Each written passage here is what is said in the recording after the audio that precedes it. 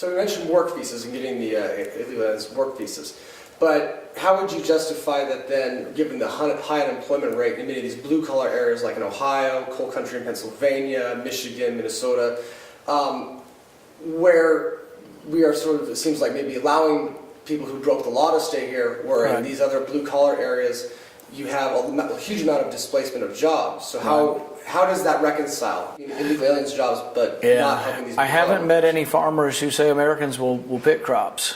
Americans are unwilling to work for $8 an hour and pick crops because they can sit at home and watch soap operas for government pay for $10 an hour. The problem is we have a very generous safety net, maybe overly generous. What I say is if they look like you or look like me and they hop out of their truck, they shouldn't be on disability. We have 60,000 people a month registering as disabled. There's a funny picture, not funny, tragically comic picture of a Social Security office floating around the internet, and they say, what's wrong with this picture? And you look at it and they say, well, this is a Social Security office. There's nobody in there over 50.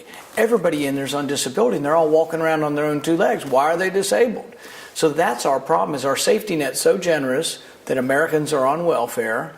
These jobs are $8 an hour, and I know a lot of people say, well, illegal aliens are on welfare. For the most part, they're not. They're working the $8 an hour job because they can't get welfare. It is hard to get welfare. Are some of them on it? Maybe. But most of them are working hard, picking crops. If we tomorrow said no more illegal immigrants or no more immigrants can come in to pick the crops, we wouldn't have crops. The vegetables would rot on the vine because we don't have the people to pick them. 1 million people are coming in every year to pick them.